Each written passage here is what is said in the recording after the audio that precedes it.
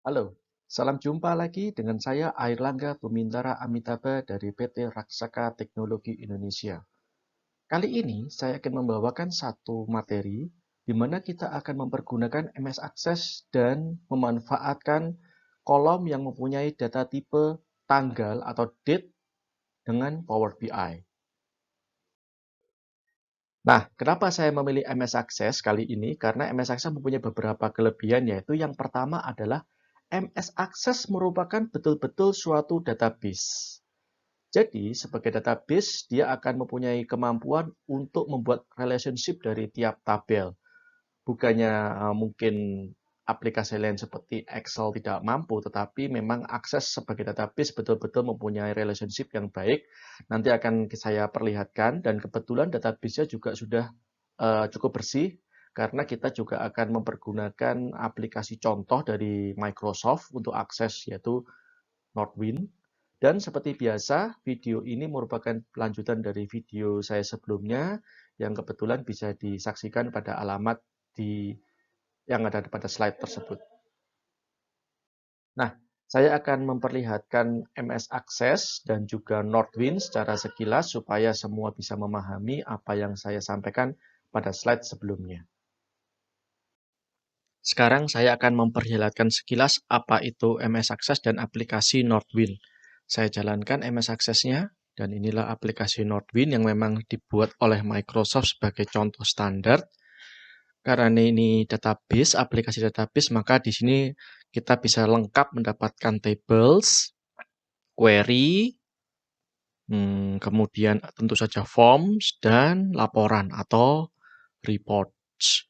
Berhubung ini akses dari Office 365, maka akan setara dengan akses versi 2016 setidaknya.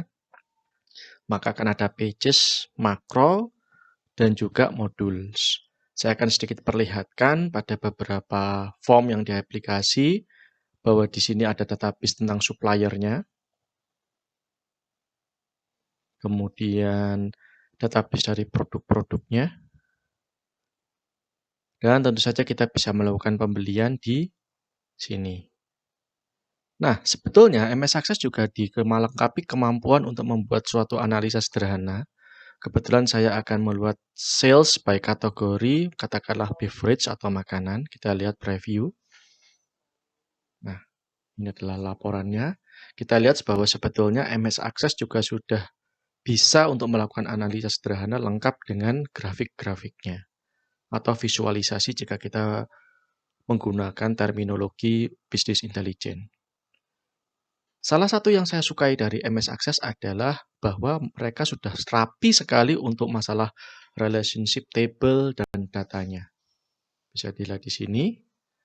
Oke, ini sekilas untuk kita mengetahui apa itu MS Access dan aplikasi Northwind. Sekarang kita akan kembali kepada slide. Oke, sebelum kita masuk mengenai Power BI, saya akan menjelaskan lebih dalam mengenai jenis data type pada MS Access.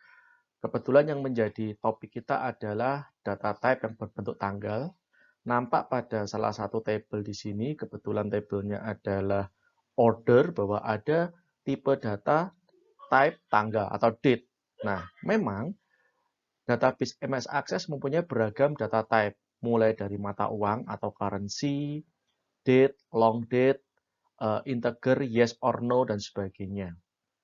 Namun kali ini saya hanya akan menyoroti khusus masalah data type tanggal atau date yang memang akan kita pergunakan dalam Power BI.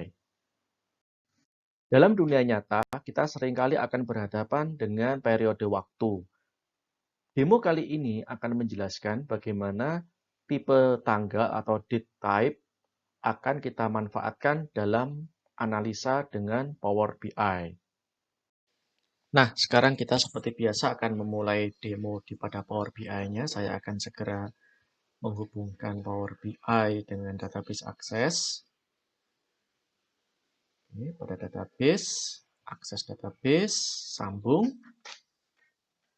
Northwind kita pilih. Nyambungkan.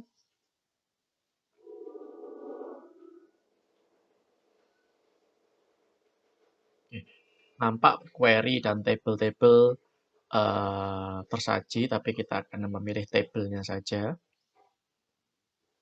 Kita pilih semua tabel. Meskipun pada prakteknya nanti tidak semua tabel kita gunakan, berhubung ini tabelnya datanya sudah bersih dan semuanya sudah terhubung dengan baik, kita langsung memuat saja. Oke, berjalan.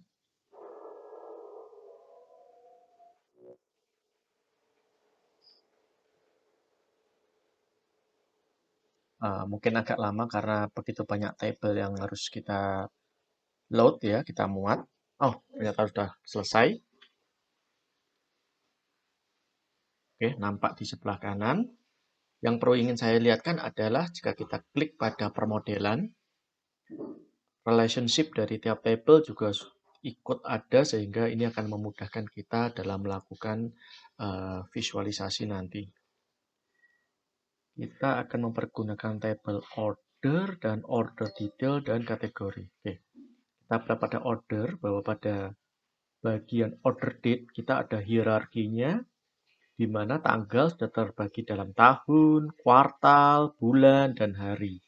Oke, kita akan melakukan sedikit visualisasi. Kita seperti biasa pada tabel yang sederhana saja. Saya besarkan supaya lebih enak terlihat. Saya akan memilih tahun dan bulan. Kemudian dari order detail jumlah daripada semua yang dibeli. Kemudian kategori barang yang kebetulan dibeli. Terlalu kecil, jadi saya akan membesarkannya, ukuran hurufnya maksud saya. Value mungkin saya kasih warna biru. Ukurannya langsung saya anggap aja ukurannya menjadi 17. Untuk totalnya ini saya kasih warna merah. Oh, belum. Merah terpilih. Oke. Mungkin saya akan sedikit lebarkan ukurannya.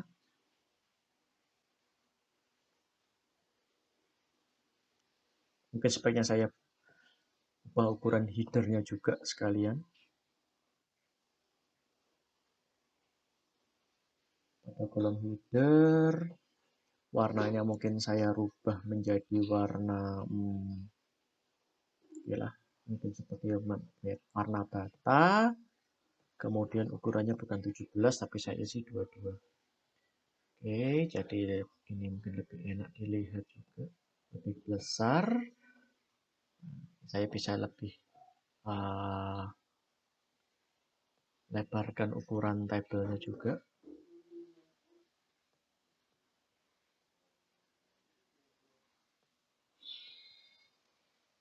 Oke, sekarang saya akan memperkenalkan namanya pengiris atau slicer. Saya taruh di sini. Oke. Kemudian kita ambil tahun dan bulan juga di sini.